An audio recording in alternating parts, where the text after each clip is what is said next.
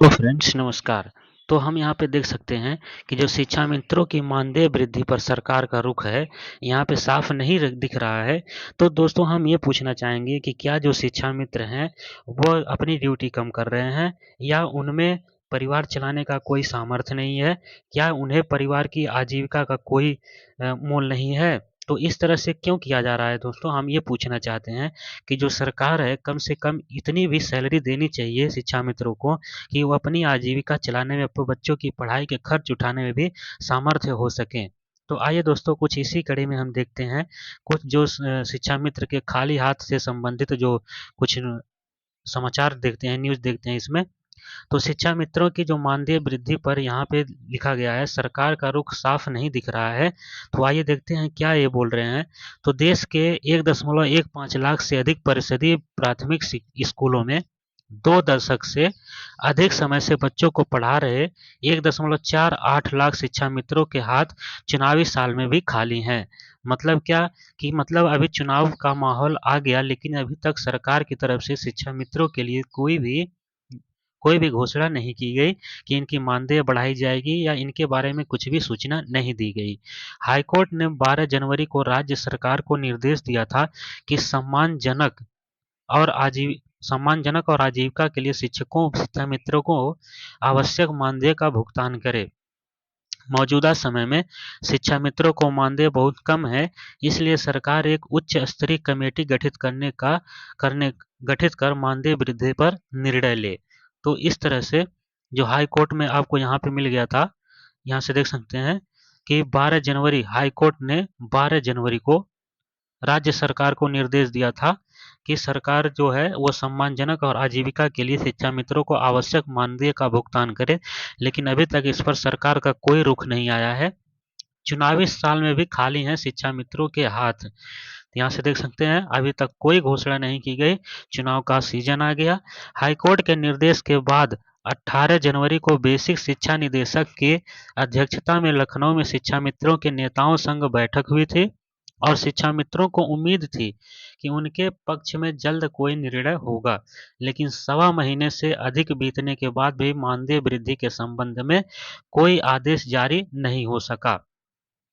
अब जैसे जैसे लोकसभा चुनाव की अधिसूचना का समय करीब आता जा रहा है, शिक्षा मित्रों की निराशा बढ़ती जा रही है, क्योंकि चुनावी बिगुल फूंकने के बाद कम से कम 3 महीने कुछ होने की उम्मीद नहीं रहेगी। उत्तर प्रदेश बीटीसी संघ के प्रदेश अध्यक्ष अनिल यादव का कहना है कि पहले से संकटों का सामना कर रहे शिक्षा मित्रों के लिए 10,000 मानदेय पर सोचिए 10,000 मानदेय पर गुजारा करना कितना मुश्किल हो रहा है। उम्मीद है कि सरकार उनकी तकलीफ को समझकर जल्द कोई निर्णय लेगी। प्राथमिक शिक्षा मित्र संघ के उपाध्यक्ष त्रिभुवन सिंह ने भी मानदेय वृद्धि पर जल्द निर्णय लेने की मांग की है।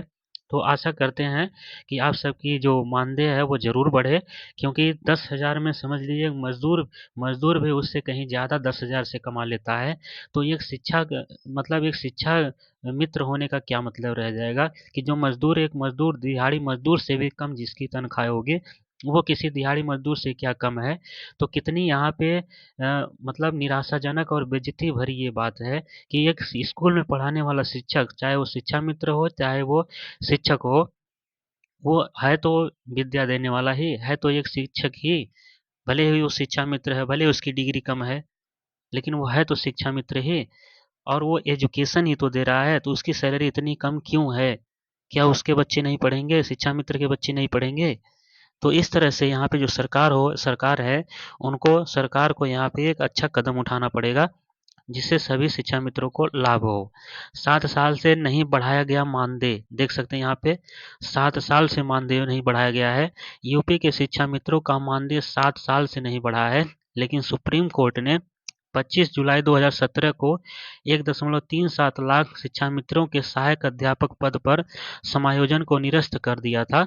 इसके बाद शिक्षा मित्रों ने 12 माह का मानदेय देने, सेवाकाल 62 वर्ष करने, मानदेय में आवश्यक वृद्धि करने, प्रतिवर्ष महंगाई के क्रम में मानदेय बढ़ाने, निःशुल्क चिकित्सा सुविधा आदि मांगों को लेकर आंदोलन किया था।